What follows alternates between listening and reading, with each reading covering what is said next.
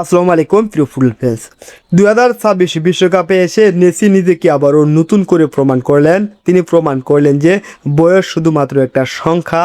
এই বয়সে এসে ঠিক ইংল্যান্ডের ম্যাচে মেসি যে দুটি গোল অ্যাসিস্ট করেছেন, সেই অ্যাসিস্টটা একেবারে দুর্দান্ত এবং অসাধারণ ছিলেন।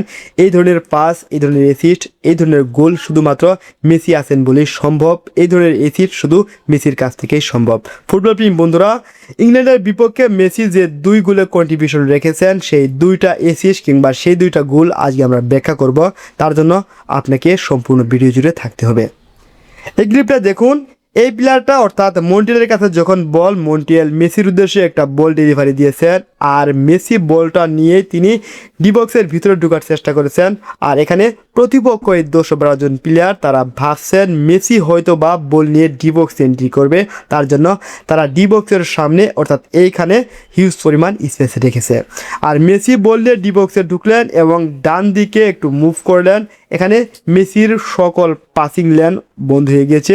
মেসি এখান থেকে কিক না নিয়ে মেসি আরেকটু বামে মুভ করলেন এবং এই পজিশনে যখন মেসি, তখন সবাই ভেবেছিলেন মেসি হয়তো বা এই দিক থেকে কার্ভ শটে গোল বারে কিক করবেন অথবা মেসি ডিবক্সে ঢুকবেন এবং এই দিক থেকে গোল বারে কিক করবেন। কিন্তু প্রতিপক্ষ যা ভাবেন আর মেসি ভাবেন অন্যটা।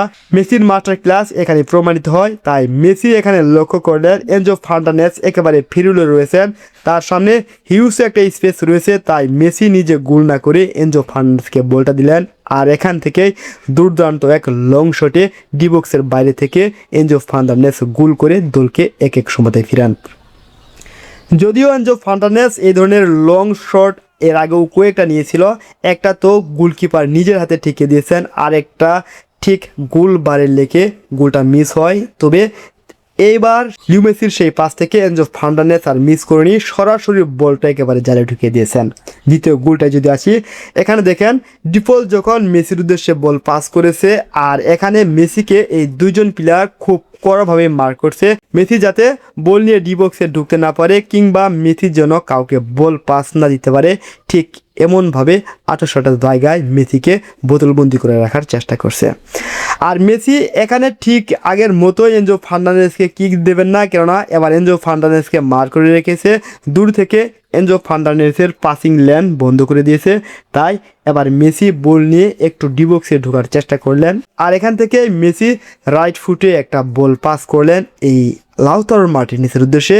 একেবারে মাপা শটে বলটা লাউতারো মার্টিনেজের মাথায় এসে পড়ে আর লাউতারো মার্টিনেজ এখান থেকেই তার ক্যারিয়ারের দুর্দান্ত একটা গোল করেন এবং দলকে 2-1 গোলের লিড নিয়ে জয় এনে দেয়। ফুটবল প্রেমী বন্ধুরা, ম্যাচের মধ্যে এই ধরনের ভার্টিক্যাল পাস, এই ধরনের চোখ ধাঁধানো গোল, এই ধরনের বিনোদন শুধু আর্জেন্টিনার পক্ষেই সম্ভব। এই ধরনের পাস শুধু লিও মেসির কাছেই সম্ভব। আর এই ধরনের জয়, এই ধরনের টেকটিক্স শুধু লিও স্কলির কাছেই সম্ভব। আমরা আজকে লিও মেসির সেই 2টা অ্যাসিস্ট আমরা ব্যাখ্যা করেছি। নেক্সট ভিডিও আসবে লিও মেসির দল স্পেনের বিপক্ষে কতটা ভালো খেলতে পারে, স্পেন টেকনিক্যালি কতটা শক্তিশালী দল, সেখানে আর্জেন্টিনার প্রতিপক্ষে, সেখানে স্পেনের মতো শক্তিশালী প্রতিপক্ষের বিপক্ষে আর্জেন্টিনার প্রাথমিক স্কোয়াড কেমন হবে, সেখানে প্লেয়াররা কোন রুলে খেলবেন, ঠিক ইংল্যান্ডের মধ্যেই ফিজিক্যালি গেমস খেলবেন নাকি টেকটিক্সে কোনো পরিবর্তন নিয়ে আসবেন, বিস্তারিত বিষয়গুলো সামনের ভিডিওতে আমরা তুলে ধরার চেষ্টা করব। ধন্যবাদ সবাইকে। আসসালামু আলাইকুম।